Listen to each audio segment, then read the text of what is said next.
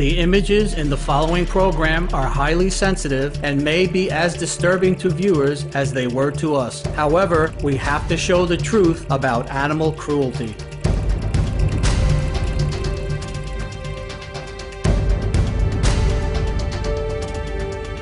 This is the Stop Animal Cruelty series on Supreme Master Television. On today's program, we feature an interview with an acclaimed author from the United States, Dr. Jeffrey Mason. After many years of teaching and working in the field of psychoanalysis, Dr. Mason began studying the emotional lives of animals in the 1990s. Over the years, he has written 9 books, including the international bestsellers When Elephants Weep and Dogs Never Lie About Love. In his recently published book, The Face on Your Plate, he explains how our food choices profoundly affect animals, our health, and our planet. Jeffrey Mason now shares how his research led him to change his diet and adopt a vegan lifestyle free of animal products.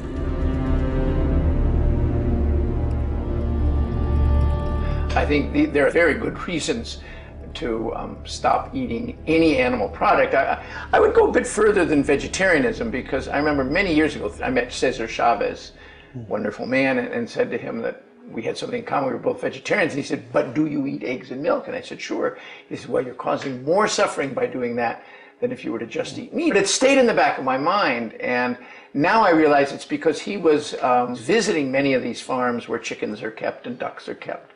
And of course, dairy cattle are kept. And he saw the conditions, not only of the workers, but of the animals themselves. And he was a man of great empathy and compassion. And he realized this is wrong. So I had to actually see it with my own eyes. I had to visit. It wasn't enough for somebody to tell me or to read about it. I had to actually see what kind of life do dairy cows live. And the minute I saw that, I realized this cannot be right. There's something terribly wrong with inflicting this kind of a life on another sentient living being. Bovines are intelligent and sensitive, with complex inner lives.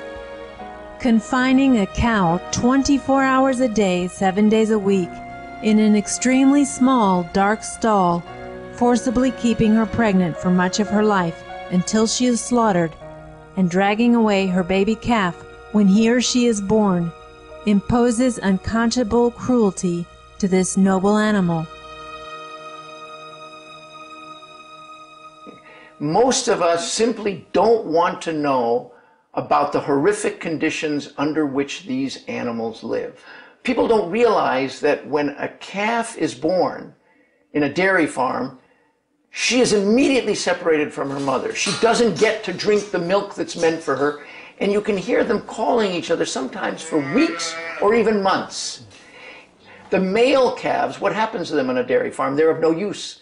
1 or 2 are kept to impregnate the cows. The others are slaughtered. They're used for veal. So they live under these horrendous conditions for a few weeks or a few months at most, and then they're slaughtered. So if we know this, if we bother to inform ourselves, most of us would not consent to eat meat. If we had all the information we needed, most of us would never want to touch an animal who's been killed for us ever again. In hatcheries, thousands upon thousands of hens are kept in massive, windowless sheds, row on row, crammed into utterly filthy cages. The helpless birds on the bottom are covered with feces from the defecating hens stacked above them, and the air is so foul with ammonia that breathing is difficult. Male chicks that hatch have no value to the egg or meat industry, as they cannot produce eggs and do not grow fast enough to be murdered for meat. So what happens to them? On chicken farms where they're laying eggs, when they have chickens that are born half are female, half are male, what do they do with the male? They macerate them. They put them in these giant machines that simply crush them alive. How could anybody do that? What about eating eggs labeled free-range or organic from hens kept under so-called humane conditions? free range. Free range is not regulated by the federal government, so it can mean anything you want. And I have visited a few farms where they say our chickens are free range, the chickens laying the eggs get to go outdoors. And sometimes it means a space this big, or they're out for 5 minutes. They're by no means living the life they evolved to live.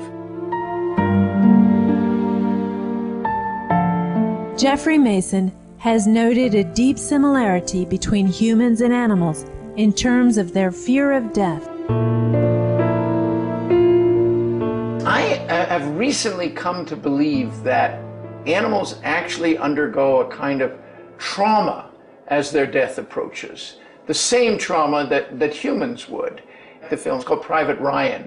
There's a terrible scene where the American soldier is slowly killed with a knife. And in the moment, in extremis, when he's about to die, he calls for his mother. I asked a few people I know who've been in the Army, and they said, well, that's very common. When somebody's about to die, they call for their mother. What they're doing is calling for help. Now, I learned that when pigs are slaughtered, the screaming, it sounds like a child being murdered. They scream. And I asked some scientists who were not particularly concerned with animal suffering, and I said, why do they scream like that? And they said, oh, don't you know? They're calling for help. I said, what do you mean? They said, well, in the wild, when a pig, a small pig, a baby pig, is being attacked, it gives this high-pitched squeal, and that immediately calls the herd. And the whole herd comes thundering over, and they protect the baby. And I know that even elephants will not approach an enraged boar or sow when they're protecting their young. So it's a very effective way of calling for help. So it's really sad to recognize that when these animals are being killed today by us, they're basically calling for their mother. They're saying, please help me, don't kill me.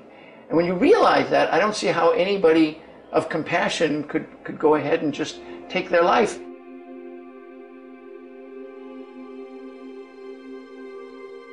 What about consuming the flesh of animals who have been raised on what are termed organic farms? Do these animals actually lead happy lives, as the meat industry would like us all to believe? I've seen ducks, for example, on these so-called humane farms, organic farms, and these ducks are near a pond but are never allowed to go into the pond. Well, a duck is meant to swim. It's meant to live in a pond. It's meant to fly. It's meant to go wherever it wants. It bonds with another duck. That's the life a duck was meant to live. So a duck cannot be happy living in a cage and killed at a few weeks old. To talk about they've led a happy life is sheer hypocrisy. It's a misuse of language. We should not use these words of animals that are there to be killed. They are death camps. They're not summer camps. They're not going home to their mother and father at the end. They're going to be killed. What kind of a camp would we send our children to that promised to slaughter them at the end of the term? The word humane should be reserved for when we feel compassion.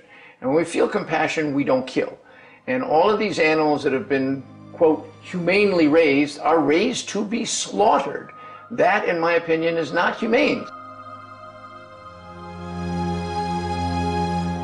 Some people believe that it is acceptable to consume fish, saying that fish do not feel pain when they are caught or killed.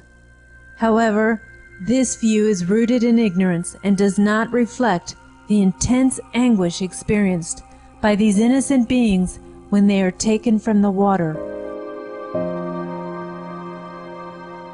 Anybody who's ever fished, I only did it once in my life, I'd never do it again, but you know that that fish is feeling pain. They're gasping for air. Somebody comes and hits them with a board. It takes them a long time to die.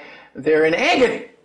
Just like any other animal, they are being traumatized. They do not want to die. They know they are dying. They fight with every ounce in their body not to die. I can see no reason whatever to eat fish.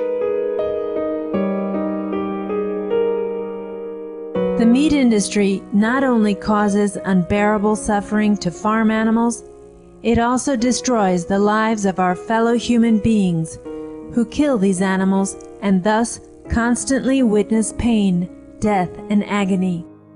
Award-winning American author and chief investigator for the Humane Farming Association, Gail Eisnitz, who interviewed many abattoir workers in the United States for her book Slaughterhouse, reports that many of them turned to alcohol or drugs in an attempt to forget the murdering they do all day.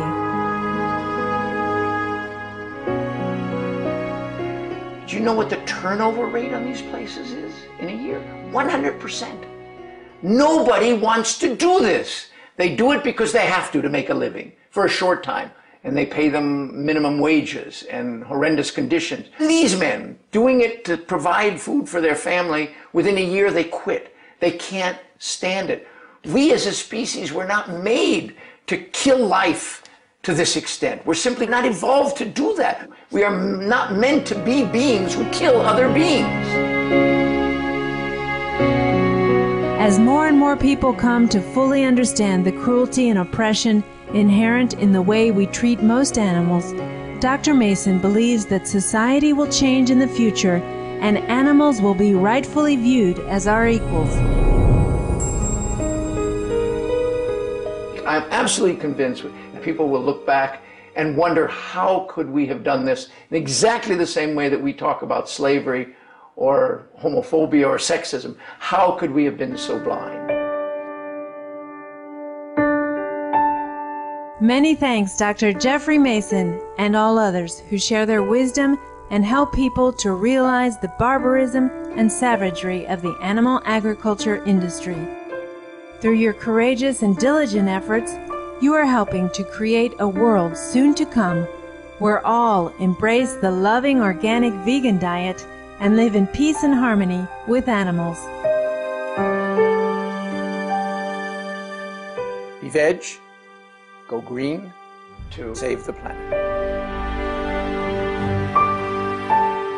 For more details on Dr. Mason, please visit jeffreymason.com. Books by Dr. Mason are available at the same website. Thank you for your presence on today's episode of Stop Animal Cruelty. Coming up next is enlightening entertainment after noteworthy news. May you live each day with joy, wisdom, and nobility. For more details, please visit www.suprememastertv.com/stop-animal-cruelty.